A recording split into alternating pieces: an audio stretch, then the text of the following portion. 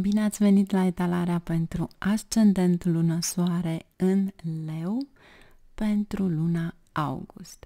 Bineînțeles, voi aștepta mesajele voastre pe la jumătatea lunii august pentru a vedea într-adevăr dacă rezonați cu ceva. Până atunci puteți merge și pe celălalt canal de astrologie astrovedic pe care îl găsiți pe acest canal la linkurile posibile. Să vedem ce avem pentru voi.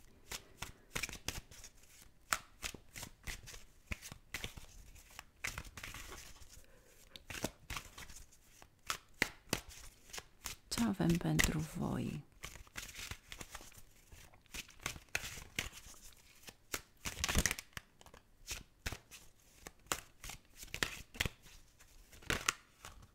Ce s-a întors aici? S-a întors Regina de monede și Marea Preoteasă. Aici sunt ambițiile voastre, cresc ambițiile voastre. Pentru că Marea Preoteasă vrei să ajungi acolo unde nimeni nu poate ajunge. Cavalerul de bâte.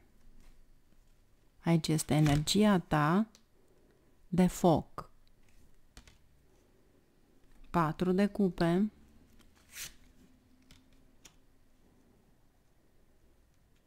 6 de cupe,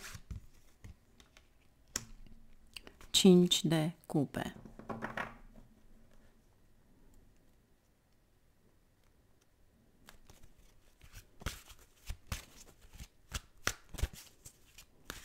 Vreau să văd acest 5 de cupe. Ce trebuie să știu? Echilibru pe care trebuie să îl aveți cu voi înși vă, iar aici 7 de monede. Hierofantul și Marea Preoteasă. Deci, pentru unii dintre voi, bineînțeles că o etalare are mai multe puncte de vedere, dar unul va fi suișuri, coborișuri, cei care sunteți într-o relație, pentru că Hierofantul este căsătoria, nu se împacă cu Marea Preoteasă pentru că are o diferență de opinie. Sau e o presiune pusă pe voi și dacă nu se rezolvă problema respectivă, înseamnă că veți avea și voi aceste perioade. Suișuri și coborâșuri. Dar veți trece peste ele. 7 de monede. Veți câștiga bani. Când am de-a face cu Hierofantul, înseamnă că veți câștiga prin acțiuni, prin asigurări, taxe, ceva de genul acesta. Să vedem aici ce avem pentru voi.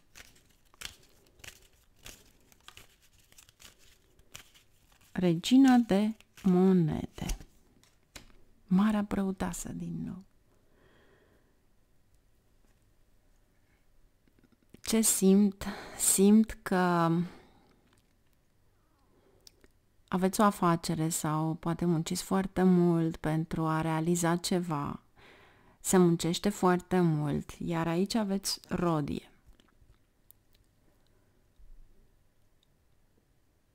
Munciți foarte mult, dar nu vedeți fructele muncii voastre.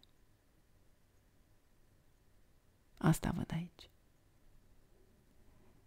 Aici vi se spune că trebuie să folosiți alte tehnici de a atrage clientelă, de a încerca să te impui în viață, deci ceva total diferit, pentru că am de 2 ori Marea Preoteasă. Justiția. Ce este bine este că vi se face dreptate. Dar pentru a vi se face dreptate înseamnă că trebuie să vorbiți. Aici înseamnă loialitate, aici înseamnă că vine ceva în viața ta de bun augur, aici înseamnă că vei avea experiențe plăcute, pentru că vedeți imaginea din spate a justiției. Un copil. Un judecător a fost cândva copil.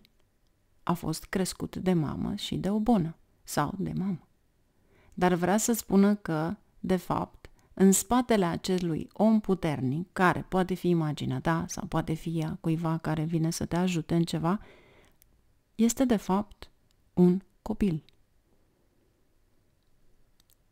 Și în același moment îți dă o idee.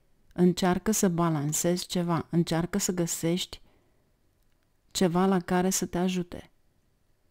Poate pentru unii dintre voi chiar este o întâlnire de familie. De ce? Pentru că aici aveți, sau prieteni, pentru că aveți aici și cavalerul de bute și aveți și 6 de cupe.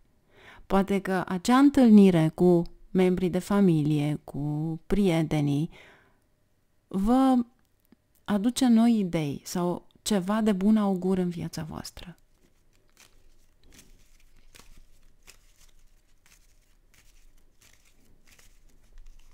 Patru de cupe, 10 de cupe, vă este dor de cei de acasă sau de familie sau o reuniune de familie, 8 de cupe, plecați din ceva toxic, 3 de monede, o colaborare la locul de muncă, vă aduce beneficii.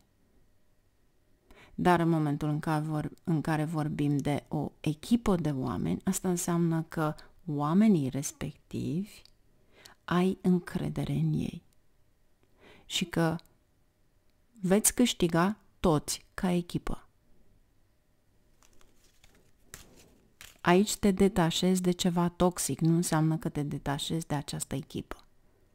Iar dacă ți se dă ceva la care va trebui să lucrezi, înseamnă că vei depune un efort la care poate până acum nu ai fost pus, să-i zicem. Dar aici îți dovedești, de fapt, calitățile tale.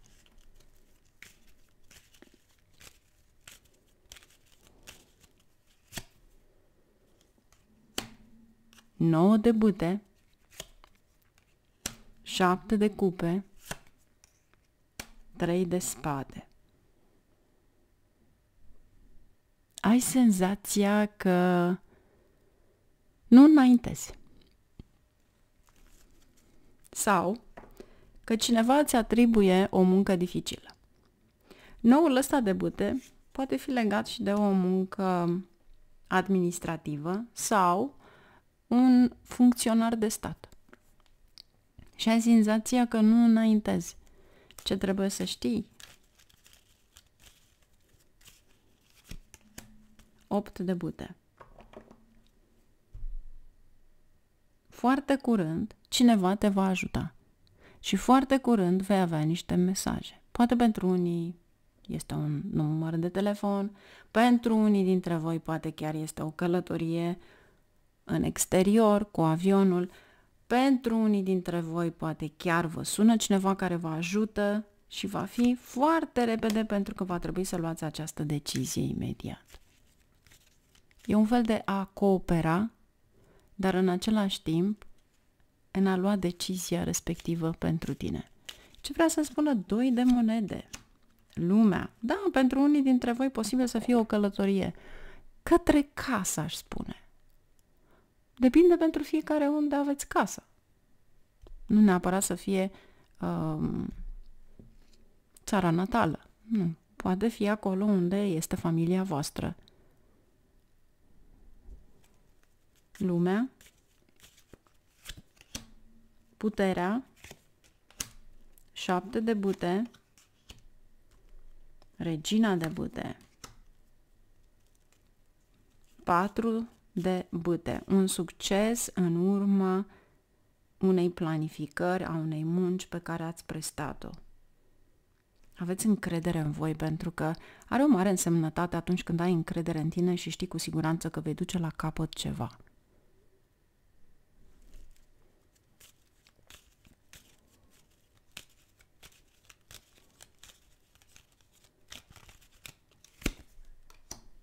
Șapte de monede, 3 de bâte.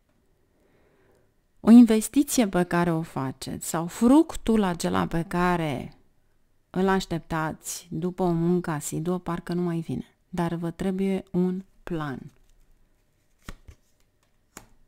5 de cupe, 4 de spade,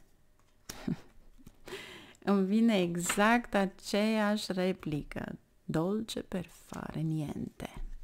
Banii vin atunci când intri în vacanță. E ceva. În momentul în care te stresezi, în momentul în care nu mai știi ce trebuie să mai faci,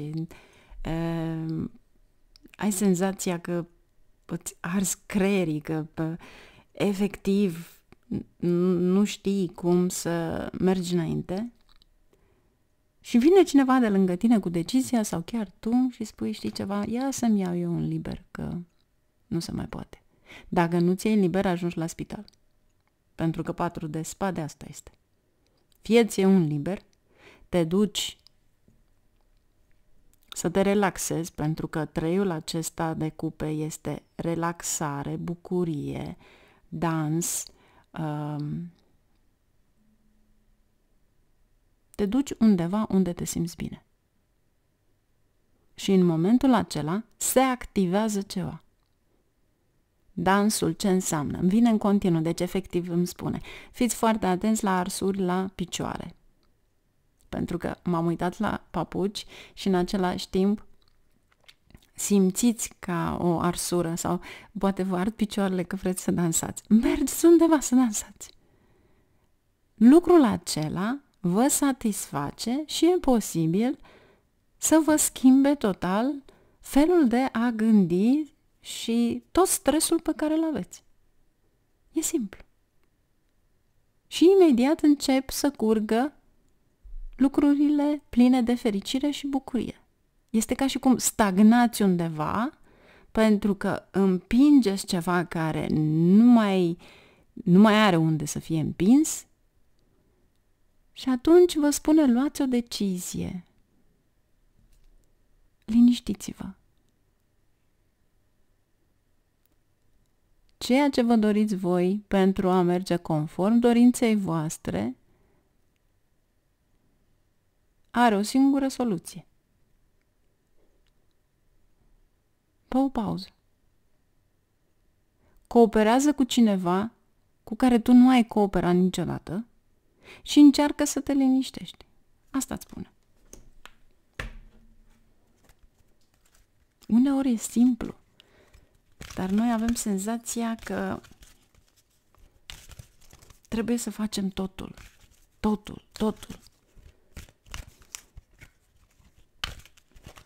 Și da, pentru unii dintre voi e posibil să fie o călătorie peste hotare, pentru că aveți și 8 de bute, aveți și cavalerul de săbii și aveți și 4 de bute. Și aveți și lumea. Ce avem aici pentru voi?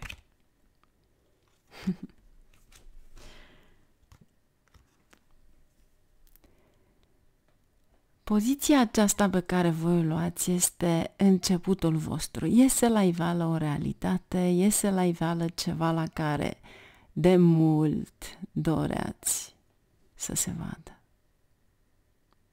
Și vedeți voi 4 cu 8 este 12, redus este 3. Este un nou început pentru voi de a încerca să vă extindeți. Dar în același timp, fiți foarte atenți că extinderea aia poate duce și la niște cheltuieli. Dar cu siguranță aici vă spune renașterea voastră. Este ca și cum vă redescoperiți. Dar numai în momentul în care voi vă cunoașteți pe voi. 4-ul ăsta de spade poate fi meditație, poate fi timpul petrecut tu cu tine însăți. Poate voi știți mult mai multe lucruri despre altcineva sau dacă are o aluniță, dar voi nu știți ce aveți voi. Asta vrea să spună. Renașterea ta este să te cunoști tu pe tine. Să ai grijă tu de tine. Și atunci realizezi că poți să faci multe lucruri.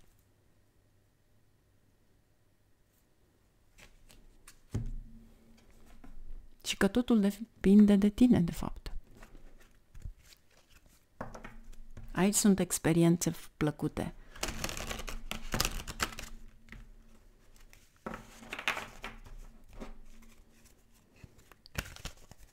Sfatul.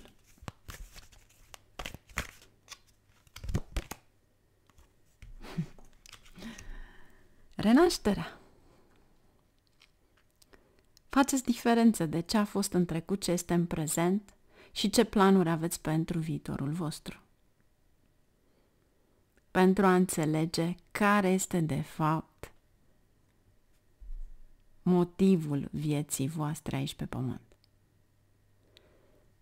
Nu-i mai judecați pe ceilalți, nu te mai judeca pe tine, pentru că nu și are niciun folos.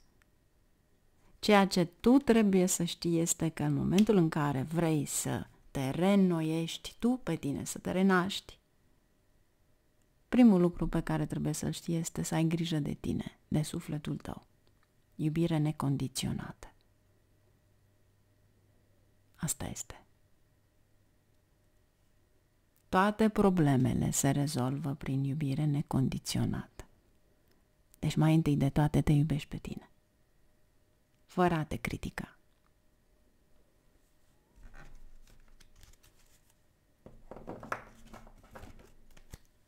Justiția. Vedeți că are și numărul 8.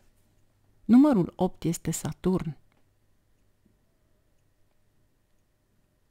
Este karma.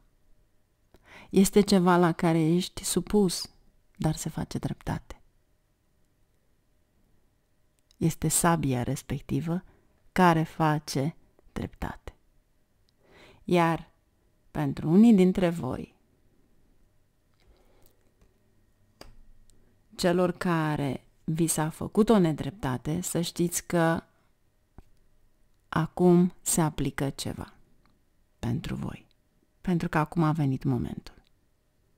Și dacă nu ați luat acele fructe în urma muncii pe care ați prestat-o, vine acum. Pentru că acum se echilibrează. Iar cei care lucrați în comerț, să știți că veți avea un talent extraordinar de a aduna sau de a aduce cât mai mulți clienți. Și mai ales online, pentru că aveți și 8 de bâte și cavalerul de săbii și aveți și 4 de bâte. Dar întotdeauna se vede un echilibru, adică cheltuielile vor continua odată cu veniturile. Se acoperă, se echilibrează. Dar este bine, reînnoirea voastră aici poate fi chiar reînnoirea garderobei. Poate fi ceva la care vrei să-ți schimbi, să te schimbi. Poate fi o tunsoare, o coafură nouă. Poate fi ceva care tu vrei într-adevăr să schimbi. Un alt stil de haine. Ceva care te atrage și te face să te simți bine. Dacă lucrul acesta te face să te simți bine, să o faci. Pentru că acest lucru îți aduce satisfacție și atunci ceea ce tu faci în fiecare zi îți dă de fapt energia respectivă de a continua mai departe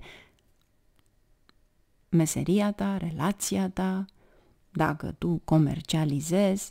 Și apropo, dacă voi veți comercializa produse renașterii, adică ce ține de Venus, de la schimbarea fizionomiei, feței, tenului, cosmetică, chiar și un miros plăcut,